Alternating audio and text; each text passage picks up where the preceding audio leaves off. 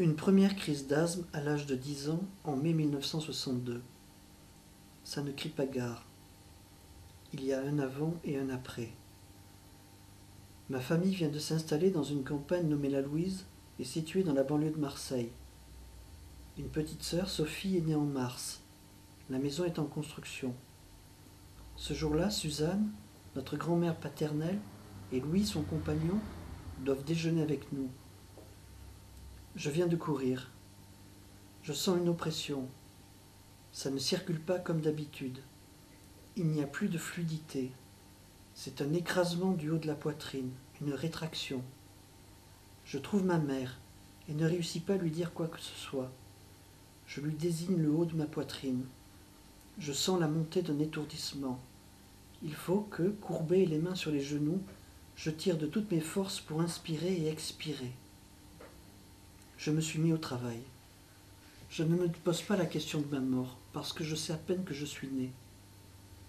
À un moment, par impatience, je me braque. Je veux arracher ma chemise. Tout me pèse.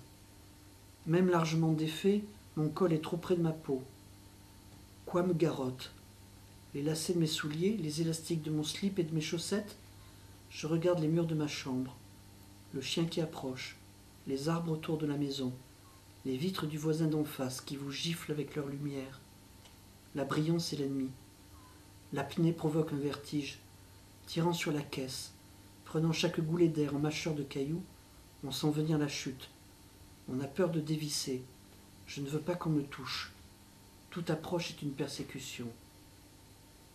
Suzanne est arrivée. Elle n'est pas affectueuse. Elle me donne un verre d'eau froide. Le froid circule autour du nœud, de la cravate. L'eau surprend l'occlusion. Elle me dessangle. Mes côtes flottent à nouveau. Peu après, ça reprend.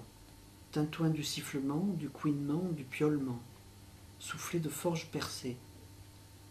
Suzanne sort d'une trousse de cuir une poire en caoutchouc surmontée d'un bec en verre. Je l'ai vue faire ce geste 10, 15 fois par jour. Elle cale le bec du petit alambic sur ses dents, dans le coin de sa bouche. La nuit, elle presse dans son sommeil la poire posée sur son oreiller jaune de dyspnéinal. Elle me demande d'aspirer, de retenir mon souffle. La dilatation soudaine occasionne une ivresse. J'ai un tournis d'ivrogne quand ça se dénoue. J'ai 2 flaques de fatigue, 2 crachats dans les yeux, une impression d'anémie, ou de cet ébranlement qui continue les chocs. Par exemple, quand dans la bagarre on s'est fait bourrer par une grêle de coups et qu'on est resté sans souffle. Quand on est mal tombé d'un arbre et qu'on tremble de fatigue. Je vais vérifier le fonctionnement de la machine. Je descends au fond du jardin.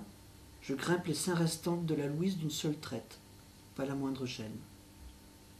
C'est une première fois sans lendemain. Je ne me dis rien.